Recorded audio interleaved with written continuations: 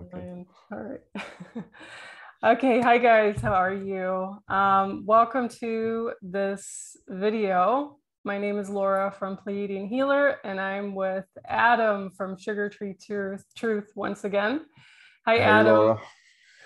Hey everyone. How are you? I'm very well, thank you. How are you?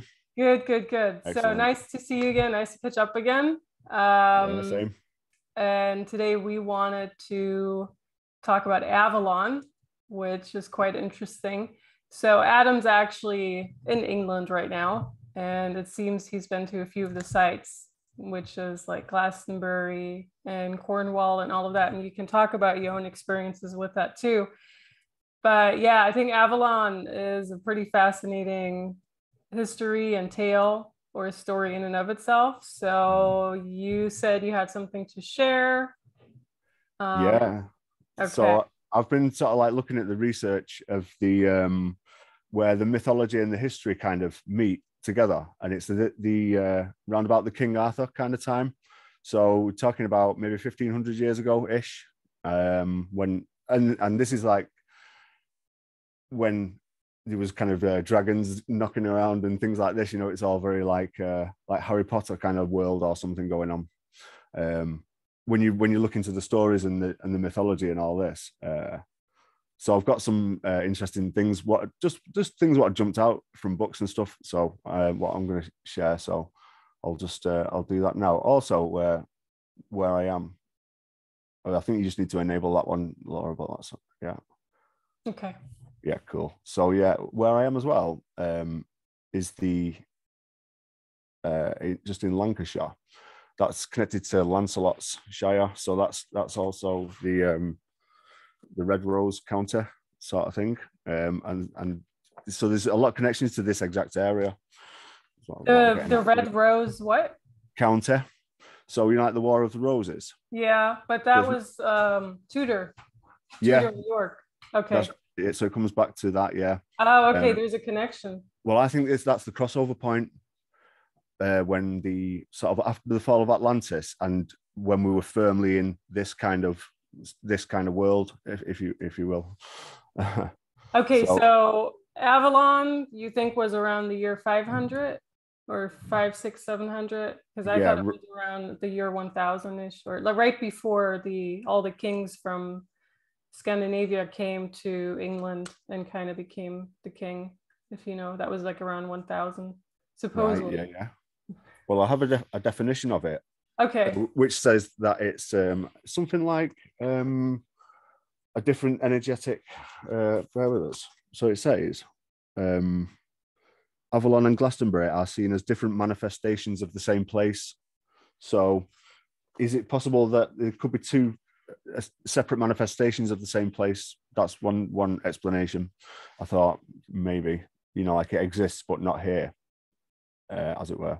So this is Glastonbury Tor, and these are just some various, you know, things what I've put that together. So we'll start having a look through these now. So this is Avalon, some Arthurian stuff going on, and this comes into it a little bit later, where see how the veil with holding something and some magic going on here as well. So Northern Magic Stonehenge. This is like a druid kind of a festival thing that looks like everyone's having a nice time, you know, having a bit of a festival going on there. Just pointing out like the ancient sort of history in terms of the magic area of it. And this, it goes way back. So you're talking like looking at like Latin kind of manuscript there. And you can see a giant sort of putting that together sort of thing. So it's not just, you know, like you see these little things of people debunking. They say, oh, Stonehenge is just fake, you know, and it's like definitely not. Yeah, so I think they're saying Stonehenge was built in the 1950s. The one that you see now. I kind of have a theory that they could have rebuilt it somehow, and that maybe they built it on this older stone circle that it kind of used to exist. Yeah. And it was torn down, and then they kind of rebuilt it again in 1950s.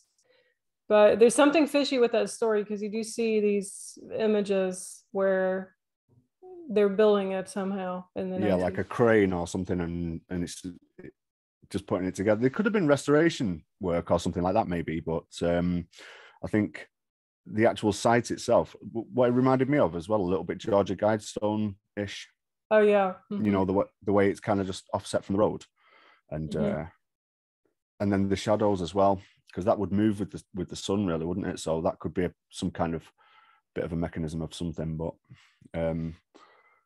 so yeah, I mean, I just wanted to just illustrate like the fact that there was something else, another connection there to the ancient, you know, as it were. They say druids, but I don't know. So this is like an example of like the sort of the stories what you get. You know, this is Cupid and Aphrodite brings Aphrodite to Psyche. Yeah, Okay. Aphrodite. Yeah. So, you know, because is that Greek mythology? I think it isn't it. Yeah, So it's Greek. so there's some crossover there. You see, because Aphrodite would be Venus in Latin, I think. right? Yeah. So the Arthurian and the Greek mythology, like I think they kind of blend together at some point. Like we see them here.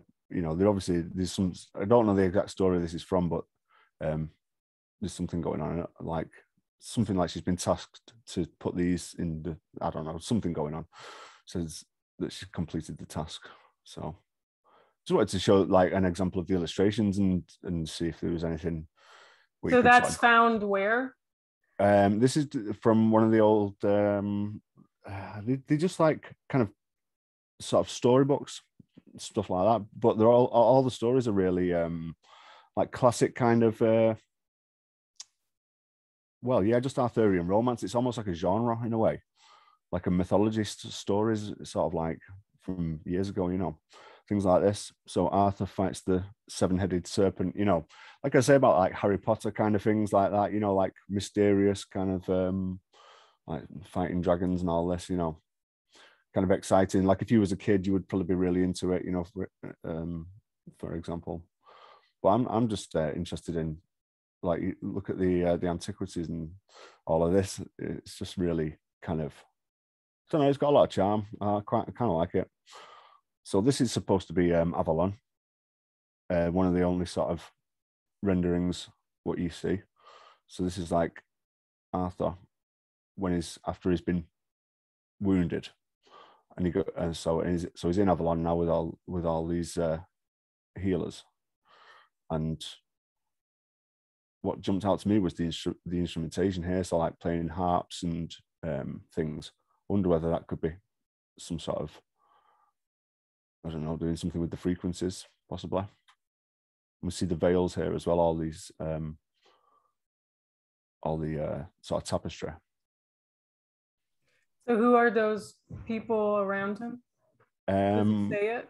Yeah, it may do. I'll zoom it up. So one of the people who is from there is someone called Morgan Le Fay. So it might be connected to her. But Le Fay is French for the fairy. So it could be something to do with the fairies as well. Now hanging in the Guildhall Art Gallery, to whom it has been lent. Arthur at Avalon, a typical work by the famous artist. I just says Arthur at Avalon, which remained uncompleted at his death. Right, yeah. So no, it doesn't really state. But there is a few stories of when Arthur did go to Avalon. So there is a lot of different versions of that. You know, you could probably find out who these are exactly. This is just something I wanted to point out.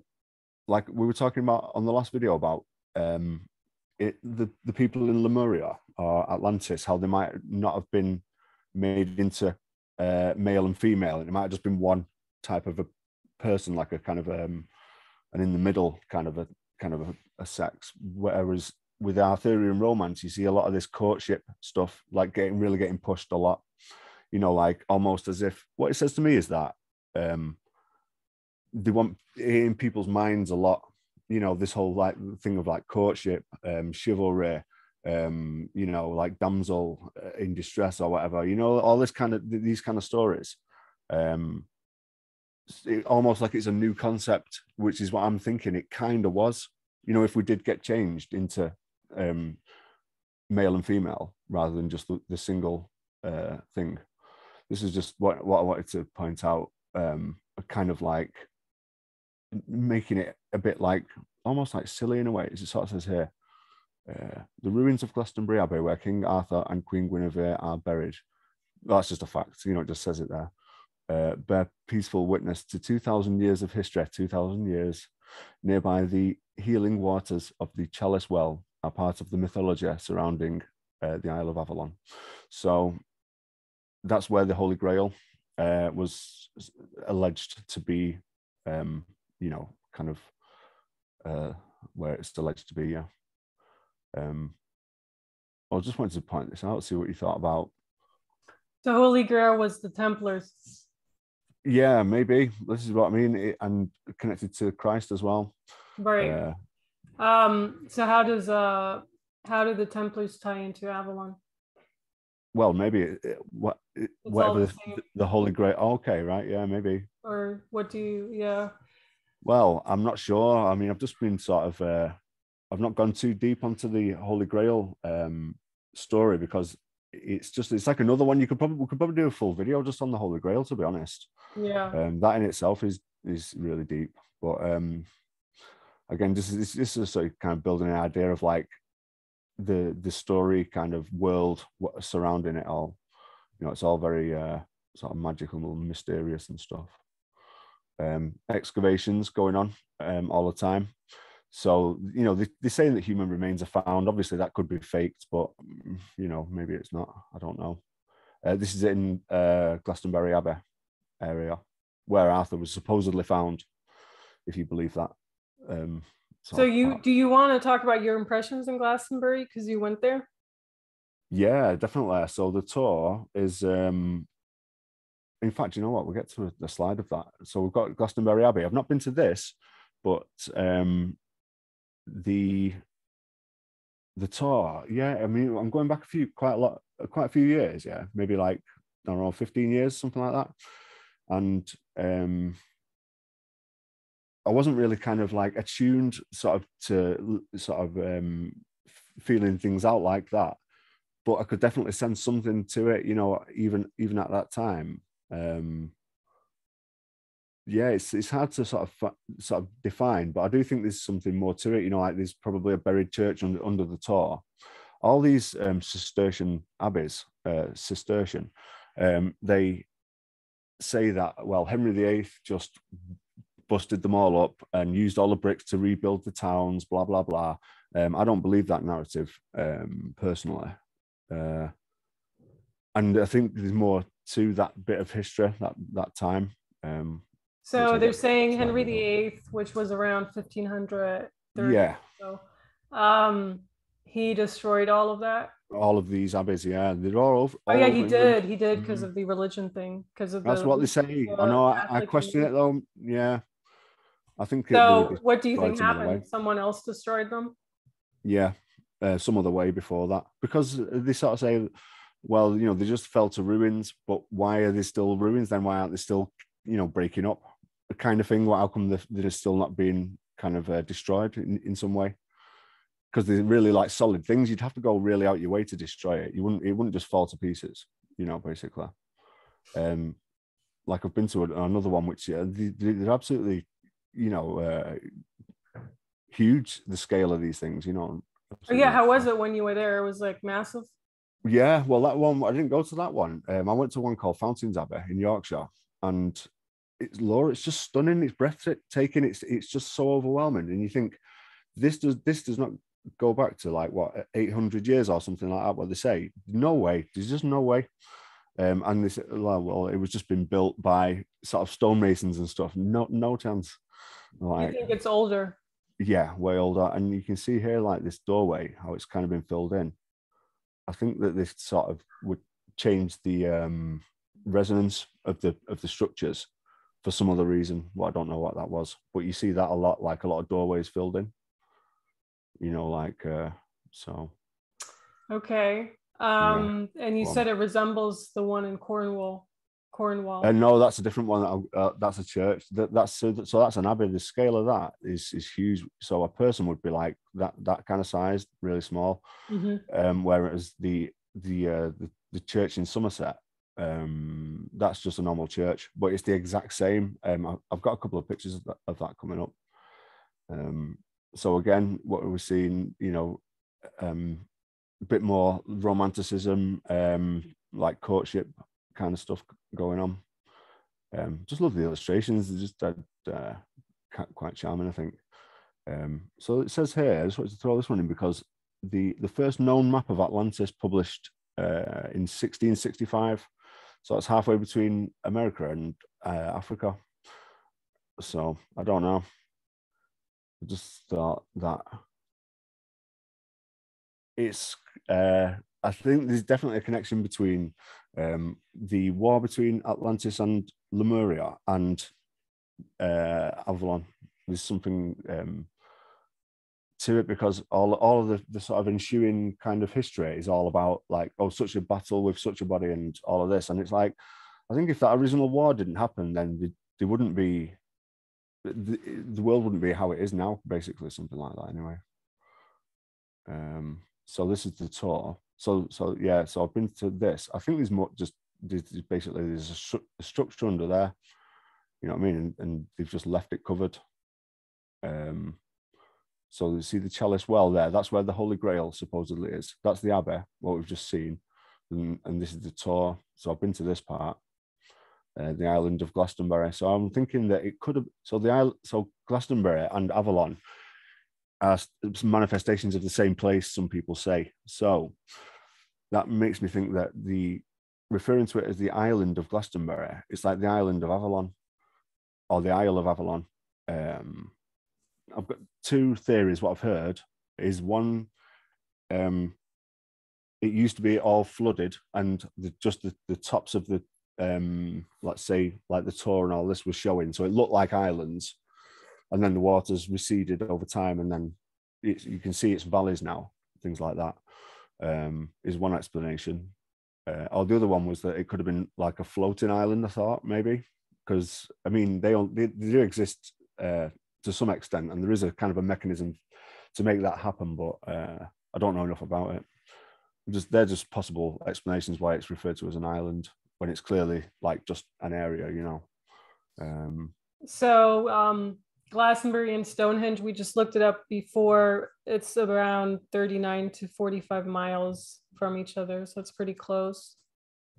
Yeah, and but you haven't been to Stonehenge yet, right? No, I've not actually been to the stones. I think they kind of sort of like sectioned off. You can't quite go up to them. You used to be able to. They used to have festivals and things, but it's all kind of sectioned off now. You can't go to it. Yeah, I had a friend, he went there in 2014, and that was before they did the sectioning off. But yeah, you definitely can't go there for summer solstice anymore, which is a huge one why people want to go to Stonehenge, right? Yeah. Because of the alignment of the sun or whatever. But I don't know if you can never go there anymore. But yeah, he definitely went there, but that was a while ago. That was like 8 years ago. Yeah. Yeah, I mean, I think you can still get to a point where you can see it, but it's just whether you can actually go up to the stones and kind of like, kind of interact with them in some way. I think there's something to it. I mean, I've read that in mythology, there's a tradition that says Merlin built Stonehenge, and also Merlin built the round table. So I did think that Stonehenge could possibly be the round table, maybe. I've got a picture actually in a bit what sort of illustrates that a little bit. So again, this is it here, the Lady of Solace. So just the artwork, it's kind of sort of semi-religious looking to me, like the heart with blood and stuff. It's so like, I don't know, evocative, I think. It's got a real kind of, I don't know, it says a lot without really saying a lot, if you know what I mean. It's, yeah, there's a lot going on there. Yeah, the Lady of Solace, but... Who's the Lady of Solace? I don't really know, Laura. It just jumped out at me. Like I say, I was just kind of like just going through the books, and some of the pictures, this kind of like they're preserved. They've got like a page and then like a thin page over the top. So you sort of have to peel that thing, and then you can see the image. And some of the books are like that. and this was one of them. So I don't know. You have to sort of like read on that one a little bit more, but it's just really charming. I think they've got such a nice, interesting look to them. But yeah, this is one that I sent you. I think I just wanted to point this out. Where was it here? Something about the Avalon being the ancient name of Glastonbury. So they're just pointing that out again. So Glastonbury again. There's that. I think you mentioned it in another video where you were saying like there's a place in France what's referred to as Avalon. Yeah, there's a connection between France and England, and it has to do with Avalon. Yeah. And also King Arthur. I don't know if he spoke French or if he. See, that's the thing. There was a comment on one of my videos saying there could have been two King Arthurs. That's one theory, and I'll read it after we go through the images. But when I tapped into it, people were definitely saying King Arthur in a French accent somehow. Right. So it was like that France and England were constantly at war, definitely during Avalon, which in my opinion kind of went until the year 1000. So you're saying around 500. It could have started then. I don't know, but I definitely that's when it fell apart around the year 1000. Yeah. So a bit later, and that there's definitely this. I don't know if there's Avalon all over the world. You can find Avalon here in the US and New Jersey. There's Avalon at the sea. Right. You can find it in Australia. There's an Avalon that's like close to Sydney. So there's all these remembrances of Avalon all over the world, and I feel it's so that people remember that Avalon existed somehow. You know what I mean? Yeah, like it's kind of coming through in some of the language, even or the place names and stuff. Yeah, because I don't necessarily think Avalon was in Australia, or I don't think it was here in New Jersey, but I definitely feel that Avalon is within our hearts somehow. Because to me, what I got was Avalon was the last higher vibrational civilization somehow. You know, not wanting to sound new age or anything, but like 2 years ago, I had this vision. It was like during a session with someone, and she had been in Avalon, and it was around the year 900 or 1000 or so. And it was like the last time people were really all the way high up there, and they were kind of really living in that I want to call it a golden age. That's what it seemed like to me, like really something. And then what happened after Avalon, the dark ages happened, like the medieval ages, you know, where people were persecuted, where people didn't turn that old anymore. So I do think people turned very old during Avalon, you know, like hundreds of years old. Yeah. And they had, you're talking about magic, you know, they had these so-called superpowers, which are superpowers to us right now, but back then it's just it's similar to Atlantis, you know, you have what you have. And then once we were mind wiped, we lost all of that, but we still kind of have access to it somehow in our DNA. So I kind of got Avalon was that last golden age, and then everyone kind of came tumbling down into the dark ages. And especially when you look at all the wars in the Tudor regime and all of that, that's pretty tough. But even then, you know, Tudor regime was always at war with France. The war with France, and then you had the Normandy, World War II.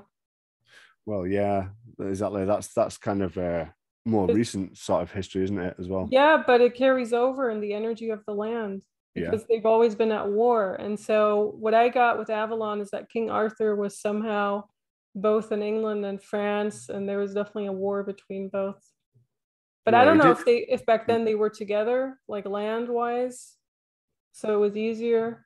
You know what? That resonates with me a little bit there, because I did think that like France and Ireland as well, you know, like because they're not that far away from each other. So I think it potentially could have all been just the same place, and then not that it's moved, but maybe they've I don't know, just you know, cut into it or whatever and carved it away, possibly something flooded. Yeah, I don't know, but they're not far from each other. They never were far from each other. No. So there's some forest in France, which I can't remember what it's called now at the moment, but it's down as like an enchanted forest and all this, and yeah, they say that was Avalon, but I need to sort of like read into that a little bit more. This was just something again about the whole romanticism, courtship as a ritual, all of this. You see what's going on here, the little love tokens and all of this, you know, but making it into this kind of real sort of dead sweet, dead charming thing, and all of this, almost like, you know, oh, this is what we want you to all be doing now, you know, oh, it's girls and boys, and this is what you all do, like, you know, sort of like flirting around, take your hat off or whatever, things like this, you know, little love note or something, you see. So, and then all surrounded by the is that the laurel leaf? So I think this is, you know, possibly like after the fall of Atlantis, and they genetically kind of changed us, made us into male, female. Then they've pushed this whole romanticism thing. So then it was like, oh, this is what we all do now, you know, in this world, sort of thing. Because it's not just like a little bit where you think, oh yeah, well, you know, it's just like these days you might have like rom-coms or something like that. Oh, it's just a genre a little bit. Seems to be all constant. Like the whole thing was about courtship, romance, and all of this. It seemed like a little bit much to me, but you see what I mean? Every story is like something about damsel in distress, you know, stuff like that. This chivalry kind of thing, which again is charming and good, but it seems to me like a little bit like they were pushing it quite a bit. Just poetry surrounding Avalon. Again, that's quite an interesting little charming one. Some quotes here what I wanted to share. Oh, that's actually in New York in the art gallery, the original. King Arthur. Yeah, which one? This image here. Which museum? Is the main art gallery? I gotta look up. We have a lot of museums. I bet, I'm sure. So it'll be wherever it'll be wherever some of the oldest stuff is probably. So yeah, this is just saying that about how he went to the island of Avalon for healing, where he gave the crown to his kinsman Constantine. So that's 542. So that's when he went to Avalon. Basically, King Arthur, they had the fight in Cornwall. He was wounded, went to Avalon with Morgan Le Fay, the Fairer, and then and we see from that point on, I think it was like the English Renaissance and Henry VIII and all that, you know what I mean? Or not even that late on, but when it changed massively, basically. Anyway, let's carry on. In Arthurian legend, the island of Avalon was where the sword Excalibur was forged. So there's a few of the mythical kind of weaponry and stuff, like the sword in the stone, Excalibur. There's another one as well.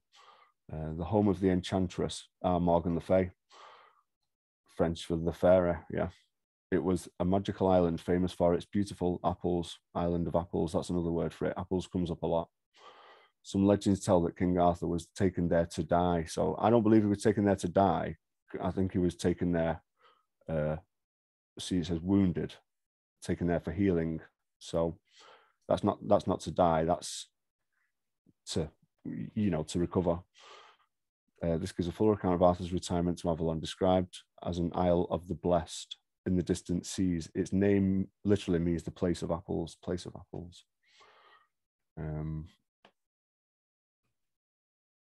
Many who have taken part in Glastonbury's renewal find themselves exploring the mystery by other paths. To act thoughtfully in these surroundings is to ask questions, and to ask rightly, excuse me, is to discover. The quest which this book surveys would not have moved into the high tempo of the 1960s without the impulse given by people whose first Arthurian concern was the resurrection of Avalon. So saying that it's kind of like the Avalon mystery, which has kind of pushed the whole thing forward and keeps it going in a way in people's, you know, in this kind of consciousness, or like, let's say, cultural thing. It says here, look, mythology of courtly love became one of the principal British contributions to European culture. So Lancelot was during Avalon too. yeah. Yeah. Well, Lancelot's Shire, Okay. Lancashire. This is what I mean. So Okay. Yeah. yeah. So Interesting. this is why it was so thingy to me, because it's partly connected to like the exact history of like here kind of thing. So this is why it's so fascinating. Yeah. This one, yeah. So a little bit more like dragon slaying and all of this. You see, the Red Cross Knight enters the monster's cave. So just the sort of Oh, and then we have the Red Cross. yeah. So you have the Red Cross, you have the White Cross, and I think the Blue Cross usually on a church. That is interesting. Yeah, I was walking like in my neighborhood, and I saw I wanted to take a picture of it. There were 3 crosses. One was red, the other was, I think, white, and then there was a blue somehow, or like something with like a red rose in it. The red rose is everywhere. Yeah. Yeah. Yeah, the red rose resonates a lot. It's really so it's a great symbol, but also like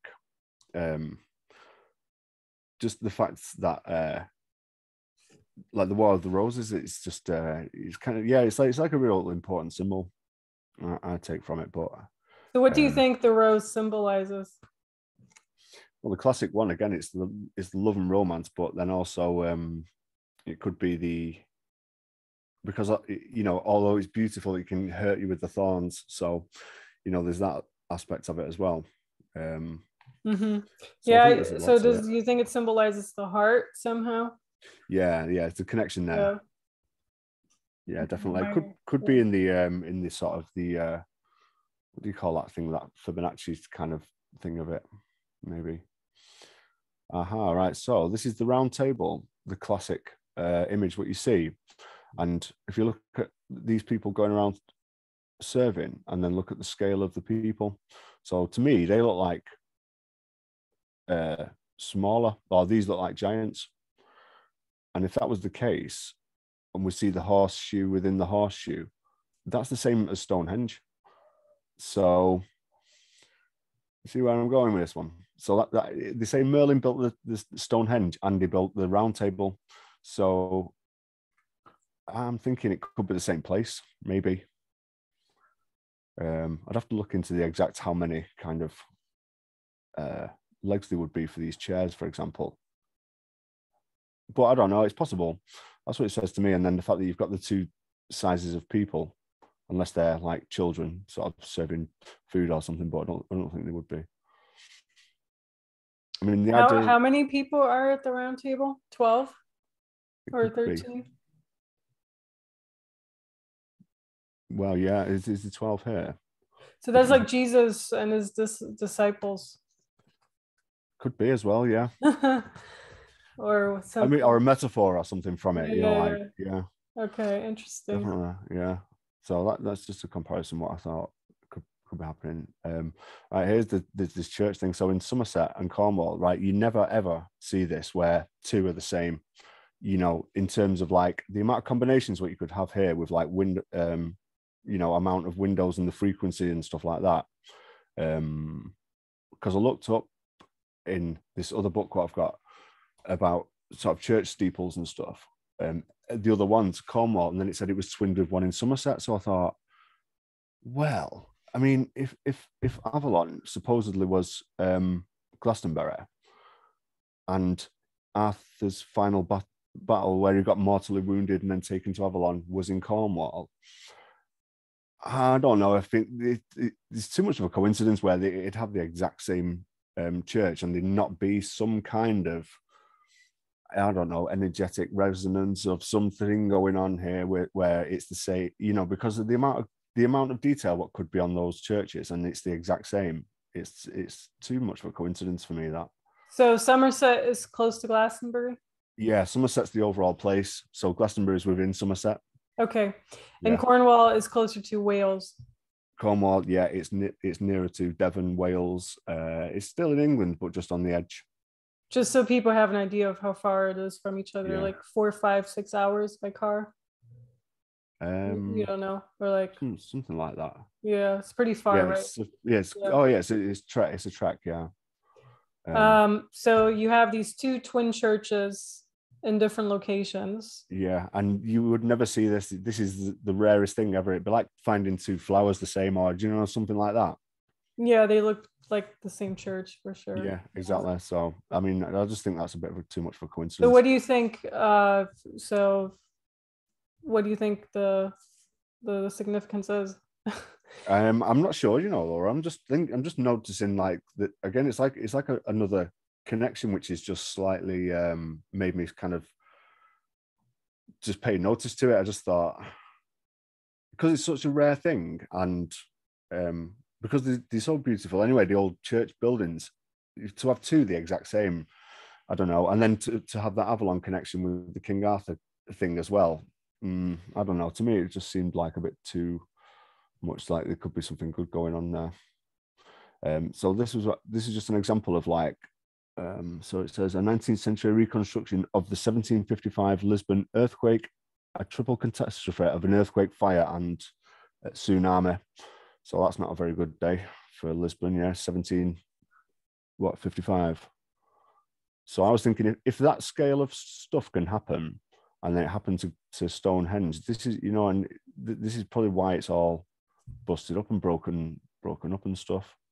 I just kind of like thought that there was sort of energetically a bit similar to the two pictures. So it just made me think, if that scale of something happened there, then that would explain why it looks how it does. But, yeah, if a storm destroyed it or whatever. Yeah, like a triple disaster or something like that. So this is Ogier the Dane. So yeah, so Ogier the Dane, how the fairies came to see Ogier the Dane. Now, reading about fairies, they do have a lot of like what do you call, like midwife type sort of qualities or abilities or something like that.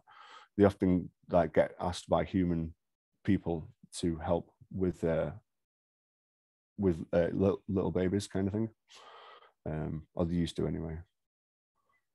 So whether or not these are, like, you know, big fairies, or he's a small human baby, I don't know which one's which, but who's Ogier the Dane?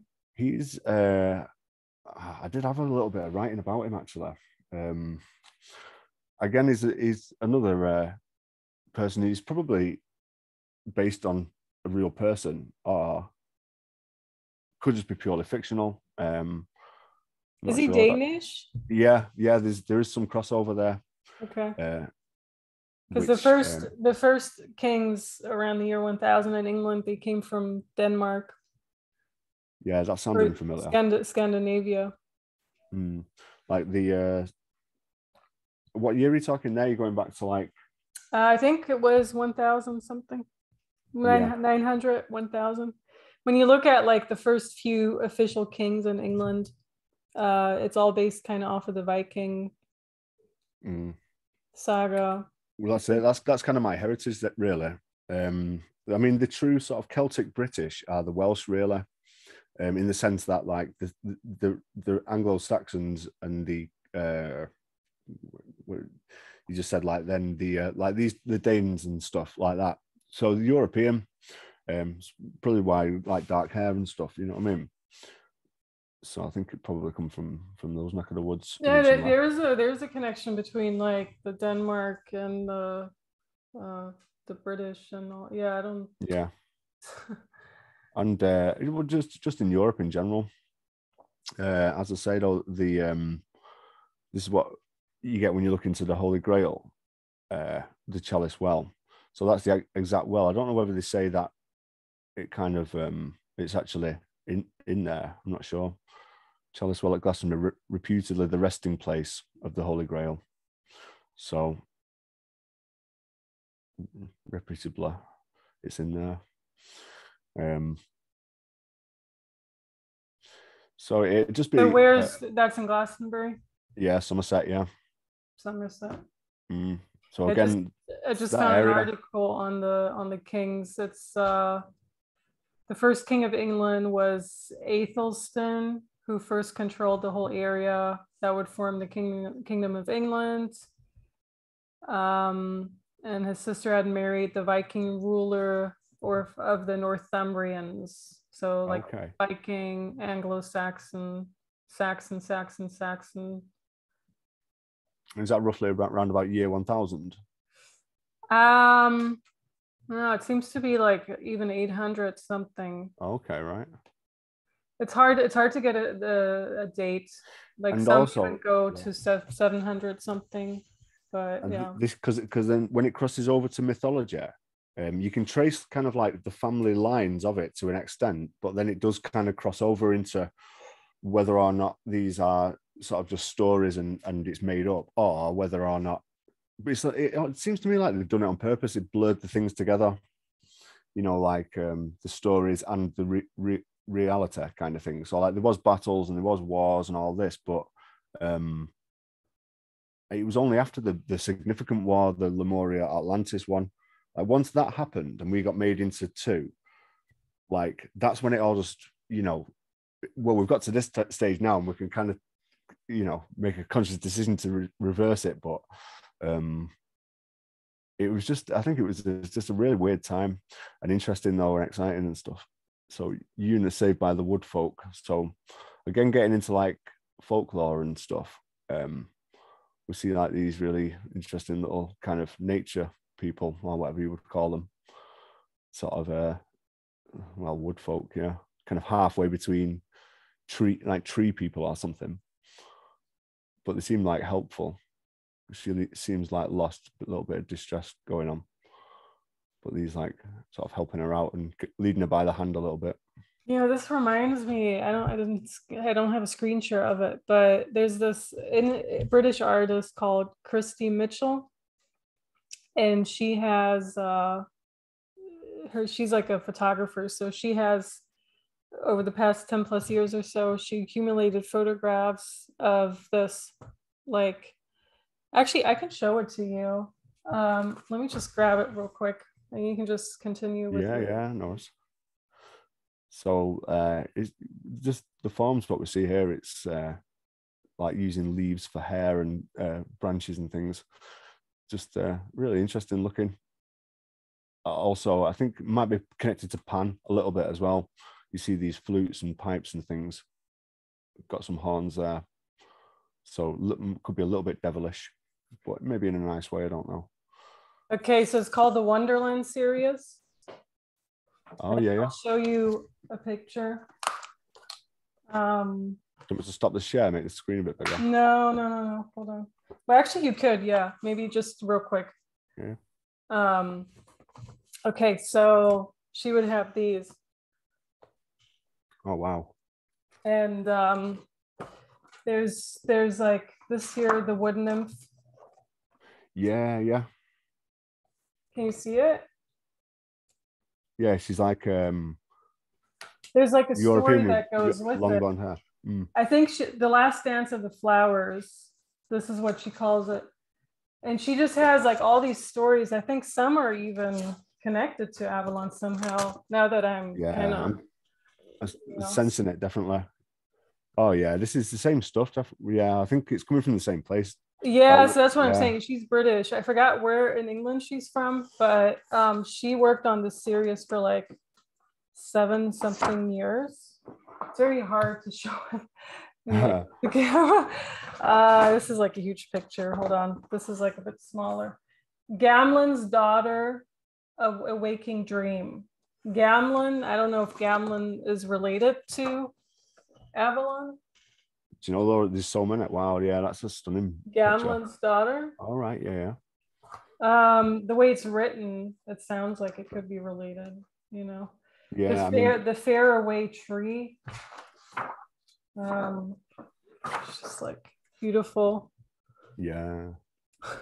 So it's halfway between, isn't it? It's kind of like a natural and crossover, like people and nature sort of fused together in a weird way. Yeah, and this is a fairy. she kind of just took a lot of mythology and put it in her own photographs. And it's called the Wonderland series by Kirsty Mitchell. This here. Wonderland series, brilliant, yeah. Yeah. Gorgeous pictures them, yeah. So It's right up my street, yeah. Oh yeah, this is interesting. Fits in, all right, yeah. Yeah, got a bit of like winter kind of vibes as well. This one's a floral birth, a young king half born from the flowers who bargained his life away. It's just like random mythology she's taken, you know? Yeah, and she put it in her pictures, like Danos, the butterfly queen. All right, yeah, Danos. So that sounds almost like Latin a little bit as well. Yeah, that's what I'm saying, like Gamlin, Danos, all of that. Yeah. This is the White Witch. She's kind of holding on to butterflies too. Yeah, there's some different fairies as well. There's dark fairies and stuff, you know. Similar imagery though as well, yeah. Yeah, like all of this. Yeah. It's pretty fascinating. Yes. Yeah, anyhow, it's a pretty interesting book. I mean, it has like this stuff too, you know, random stuff. Oh yeah. I like it because it's just that sort of like halfway between the people and you know, plants or nature or something like that. Yeah. It's that fusion kind of thing. Yeah. Yeah, so yeah, there's a lot, but yeah, you can. Yeah. But it's similar, isn't it, to the actual you know, these kind of well, they call them the little people.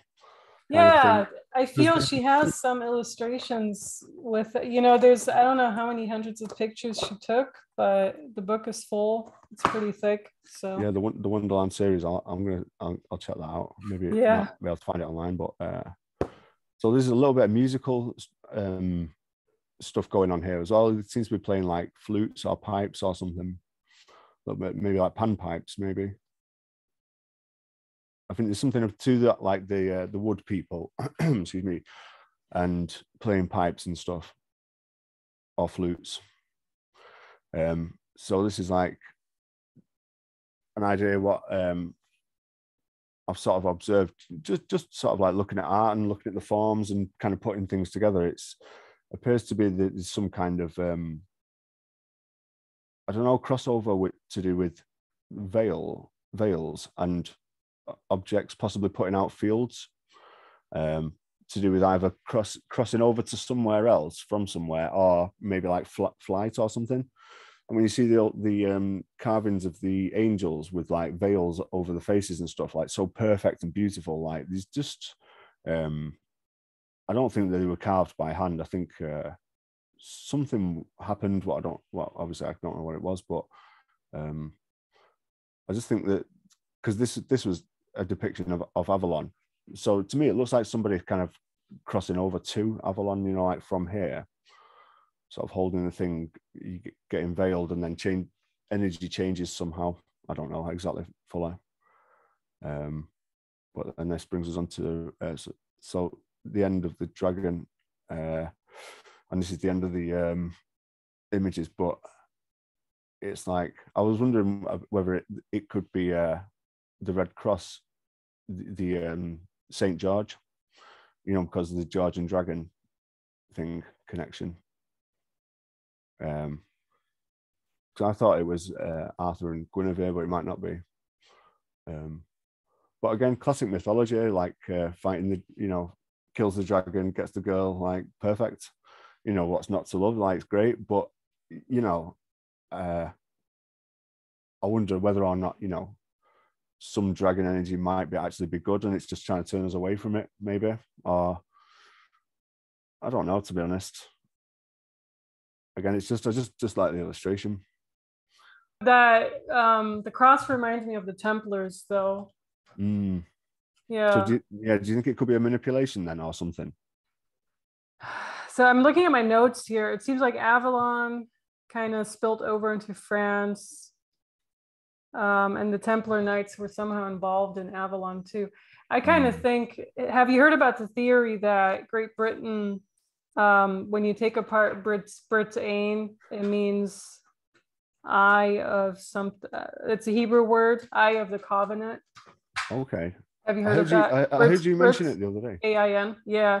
Yeah. So there's a Jerusalem chamber in England, in a British castle, I forgot which one, and they have like the Abraham tales in that too, like on wallpaper. Oh, really? It's not the one, I don't think it's the one in London, it's like a different one. And somehow the Tower of London, if it's connected to the Tower of Babel, however you pronounce it. Yeah, maybe. And then Britain, Hebrew word, eye of the covenant. So I kind of feel it's all connected somehow. Yeah. There's that connection to Old Jerusalem. And the Templars were between Istanbul and England. They were the money system. You know, that's how the banking system was kind of put in place through them, or rather the kings that were in charge of them. So, well, I look at them like the Freemasons or something, more so the Templar. I don't think the Templars were bad. It's just that so there's definitely that connection between Turkey and England. You know, they had to go through from there to bring the gold to certain people. And you could be. Obviously, Israel's kind of in between there too, and then other countries as well. You know. And Istanbul, was Istanbul Constantinople or whatever? There's definitely that connection to Greece. Yeah. Well, Constantine as well sort of took over from Arthur, apparently. So I've just that's true. That's interesting. So I think there's just more to it, and there's definitely that connection to France. Yeah, the connection to France and Ireland as well. Excuse me. So talking about the Atlantic voyage, that came up a couple of times for me. So, and then also the sword, with a sword called Caliburn, forged in the fairy island of Avalon. So that's referring to it as a fairy island again there. Unlike Morgan Le Fay, Morgan the Fairy. I had a little thing about Morgan Le Fay. Again, it's like another character. There's tons of like interesting little kind of folklore and stuff. Have you heard about Dion Fortune as well? Psychic Self-Defense. What's that? Psychic Self-Defense. It's a book from round about the turn of the century. Practical instructions for the detection of psychic attacks and defense against them. Point is, she had a vision of Atlantis when she was about 4. Then by the time she was 20, she had full sort of psychic ability, and she lived near the Tor and said that let me just find the quote. So yeah, she was a mystic and lived at the base of the Glastonbury Tor, a place deeply associated with magic. It was there she claimed that she had received the knowledge that would later become the Arthurian formula. So I don't know what the Arthurian formula is, but she got that through some psychic insight from the Tor. So, you know, I'm just basically saying that like that area, there's definitely a lot going on with it. There's something I wanted to say about Morgan Le Fay, but can't find it now. But anyway, so she had something to do with when Arthur passed on to Avalon. So whether or not it exists in a different kind of energetic state, you can kind of cross over to it, or whether or not they traveled to it on some sort of boat and it was just a voyage, another possibility. So, or just the fact that Morgan Le Fay is a French word.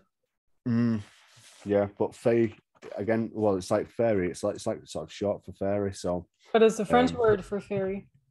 Yeah. Well, is la feminine or masculine? I can't remember which one. La as opposed to la is feminine. All right. Okay. But yeah, I don't know. Because it would be, wouldn't it? Like, yeah. So it adds up to me. Yeah, the connection between so Morgan might just be a kind of an overall description. Like maybe that's where those people are from. Maybe. So I did think. So I've got a proclaimed emperor in Britain 383 Maximus. So that sounds Roman to me. But I think that could have been Arthur, possibly. And then you've got his final battle there in Cornwall with Modred, who sometimes they say it's his nephew, sometimes they say it's his son. And he supposedly had an affair with Guinevere as well. I don't know about that. And then the battle when he went then to Avalon, that was 542, the year 542. And yeah, so there's something about King Arthur the Second as well. Henry II's grandson, born 1187, expected to ascend as King Arthur II. So that's directly saying Henry II, who is acknowledged he exists or he existed or whatever, his grandson was going to be King Arthur II. So if people think that King Arthur he's just made up, it's just a story or something like that, I don't think he was. I think he definitely existed. There was more to it than that.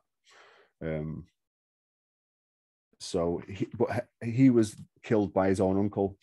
Tradition says murdered at Roven or Cherbourg in 1203. So that was the end of the lineage, from what I can see. There was going to be no more Arthur after that, but yeah. Yeah, I can read the comments. Hold on.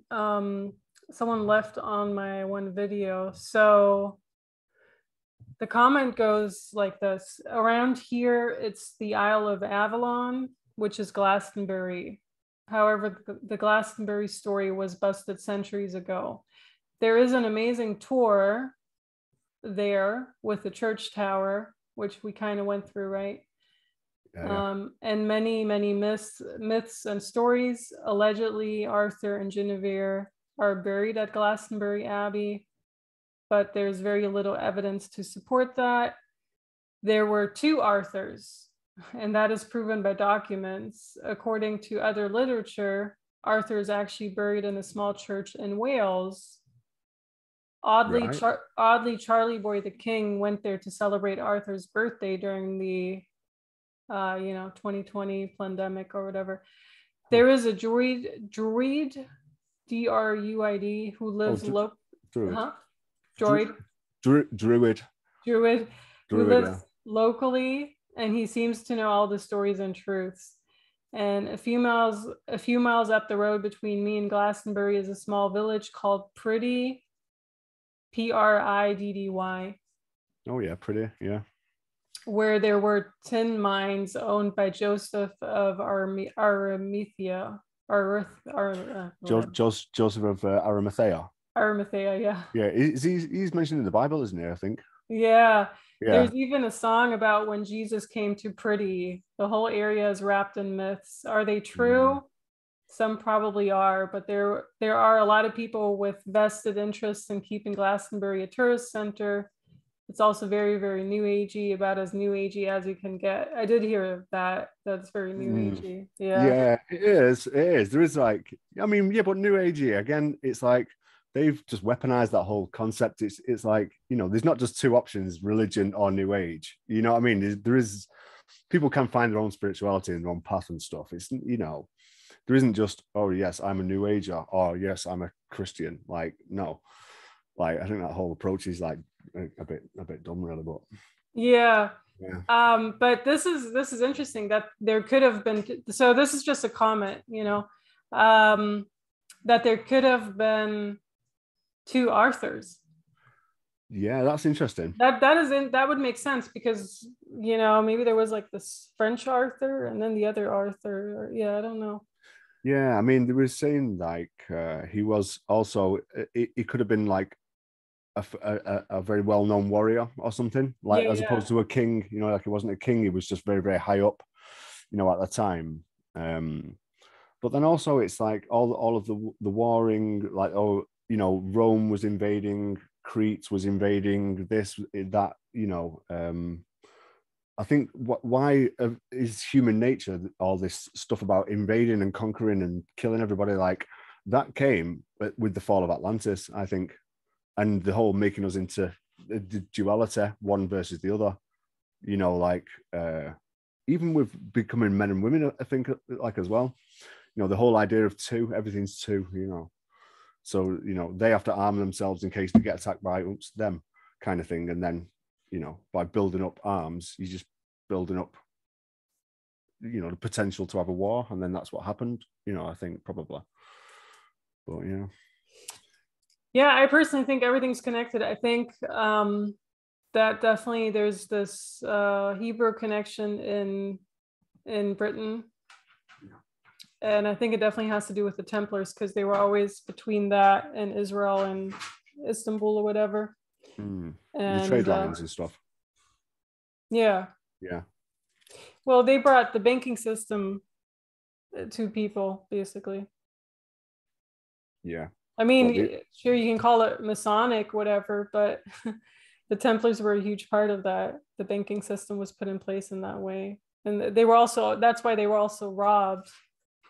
You know, all the times the Templars. So I kind of feel the Templars were the ones who had like that cross, right? They were always like with their cross going from like one country to another. Yeah, there could have been a huge connection to Avalon between that. Yeah. It's more like the change of the system. Maybe they brought about the change, you know, in terms of because there was also like a time where there's some images where, to me, the people look kind of not androgynous, because you can see the features that they are different, like men and women, like specific, but they kind of set the similar at the same time. So like I think there was like a crossover bit, and then maybe a few generations later, and then it got to this time of like they call it the Renaissance, and the War of the Roses and stuff. And then that kind of like reset a little bit, yeah. So what's that connection between War of the Roses and Avalon? I think it's the time when it changed. Okay. So what I've got written. So the War of the Roses was between the House of York and Tudor. Yeah. So, and I think the York came up. They were the leaders after that, I believe. Well, end of the Middle Ages, I've got it down as dawn of the English Renaissance, 16th century, Henry VIII, which is again ties into all the abbeys being destroyed, which they tell us, oh, this is what happened. Henry VIII, you know, just wanted the resources, wanted the bricks, made it into other things, whatever. I don't know. I question it really. I think it could be where they got all the sand for the beaches from, possibly ground them all down, made it into sand. Maybe that's what beaches are, possibly. But yeah, that bit of history where Henry VIII supposedly took over at end of the Middle Ages, like we were speaking before about the Golden Era, like, you know, there's a huge gap in between, and it's all kind of sketchy, like, and mixed with mythology as well. So some of it could be blatantly made up, but some of it could be absolutely spot on what happened, you know, like historically accurate. Like Atlantis, some people have examined the narrative of Atlantis in the context of this is historically accurate, and like it could have happened, yeah, you know. There was this really interesting YouTube video like 2 years ago by this 10-year-old girl, and I can't find it anymore because it was somehow taken down. And she had done a family tree of the presidents, like the first few presidents or whatever in the US, or that pretty much every single president except for one or two were related to the founding fathers of England too. So to the main King of England around the year 1000 or whatever, which is really interesting. Yeah. So that they're all, that no matter who gets in power, it's always the same bloodlines. It doesn't matter whether you're an average person or whatever, you're never going to gain power because you're not part of that bloodline. That's Yeah, and kind of this is the, I don't know, it's a bit of a conspiracy theory, isn't it? Really, that, you know what I mean? the video was really interesting because it made a lot of sense. Yeah. Well, Yeah. it's perfect. It's spot on. I think that's accurate. Yeah. I mean, it was like, okay, yeah, makes sense. So the US is also, you know, controlled still by the same whatever.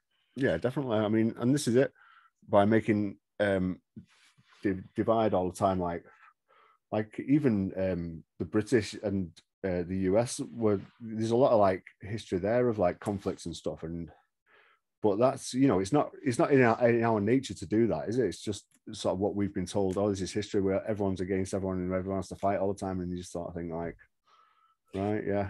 Yeah, I I don't do have think the urge to the do that. Viking culture is actually one of the more interesting too. Yeah. Yeah, the Vikings is interesting. I mean, the boats, what they had, and stuff. I think like, I don't know. I mean, if you look into the history of those, that's quite an interesting, another rabbit hole kind of thing, which Yeah, is good. because Yeah, then they're saying the Vikings came to the US before Christopher Columbus did. probably did. Yeah. Yeah. I mean, I think we don't know really when it comes down to it, the actual truth. You know, it's like, yeah, because they're not going to tell you in books. It's kind of like down to us to sort of like piece it together like a puzzle a little bit, and just kind of work it out based on just reading on things and just seeing what adds up. And I like I say, I always look for patterns, and if things seem to be the same or a continuation of something, then sort of like that seems to be, you know, where you find the truth. So I'll see if I've got any more little bits of stuff what's worth mentioning.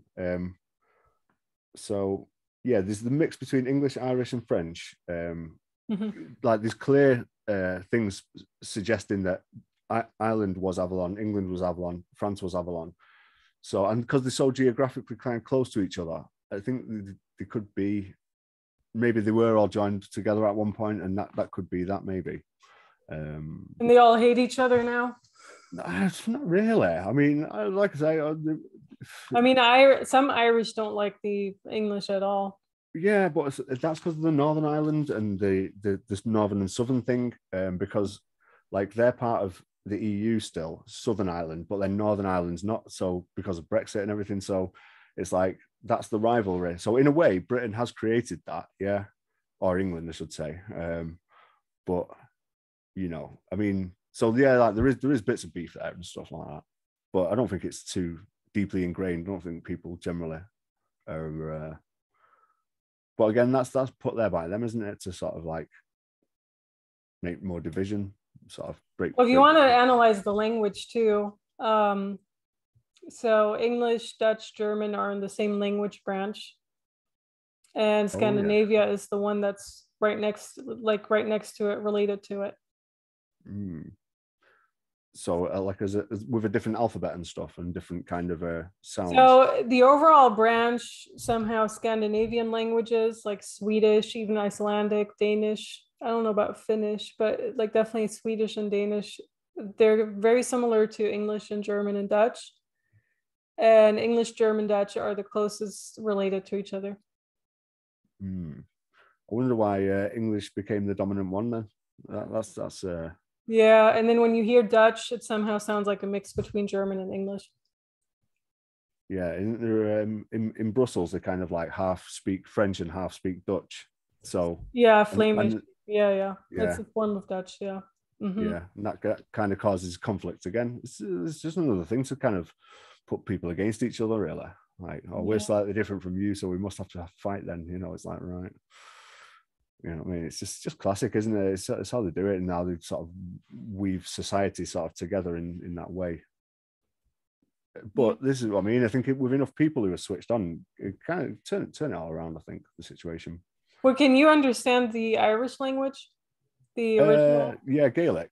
I'm more like listening to sort of how things are said. Because if people are talking, because it's not used, you know, it's not a very commonly used thing. People who I know can speak it, but they are people who've moved to England from Scotland or Ireland, stuff like that. So they're very much like integrated, even though they've got a strong self-identity. There's still very much, because we're more or less the same.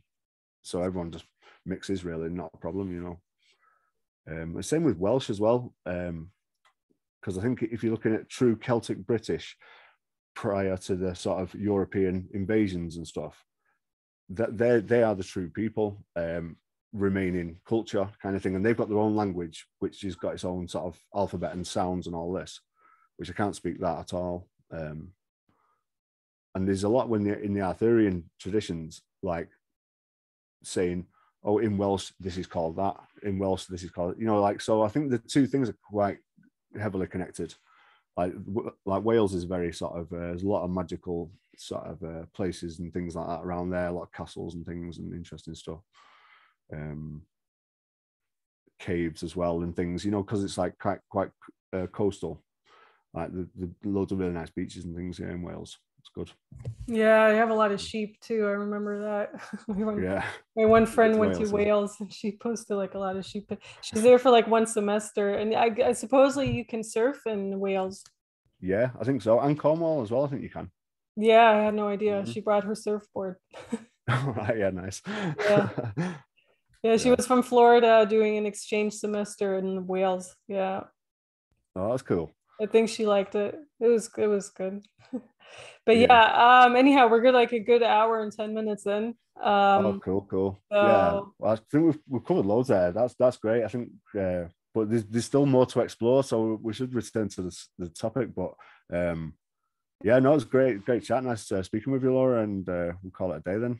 Yeah, I think so for now. Okay. Cool. Thanks so much, Adam. Talk to you soon. Yeah, you will. Nice one, Laura. See you later. Bye.